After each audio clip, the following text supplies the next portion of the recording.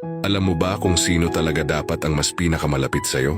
Hindi ang magulang mo, hindi rin ang anak mo, kundi yung taong pinili mong makasama habang buhay. Ang asawa mo. Oo, pinalaki ka ng magulang mo pero hindi sila ang tatanda kasama mo. At kahit gaano mo kamahal ang mga anak mo, darating din ang panahon na bubuo sila ng sarili nilang pamilya. Pero siya, yung partner mo, siya ang mananatili. Pag may sakit ka, siya yung nag-aalaga sa'yo. Pag pagod ka, siya yung unang kakampi mo. At kapag pakiramdam mo gumuho na ang mundo, siya pa rin yung boses na magpapaalala kung bakit ka dapat lumaban. He or she is not just your partner. Katuwang mo siya sa lahat. Kasama mo sa tagumpay, sa iyak, sa mga tahimik na gabi na parang walang nakakaintindi. Siya yung tunay mong tahanan.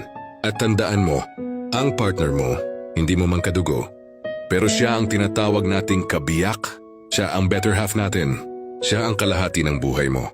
Kaya kung matutunan mong pahalagahan at mahalin siya ng totoo, mas buo kang magiging bilang isang tao. Kaya kung minsan nakakalimutan yung pahalagahan ng isa't isa, huwag kayong magtaka kung bakit parang lumalayo ang loob niyong dalawa.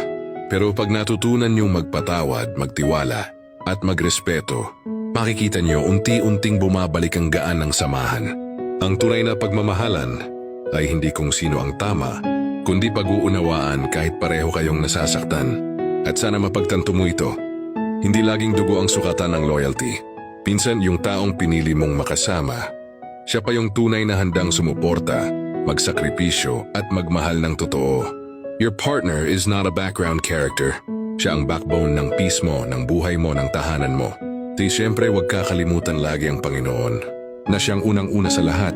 Dahil kung hindi dahil sa Kanya, hindi ka mabibiyayaan ng mabuting asawa at ng pag-ibig na totoo.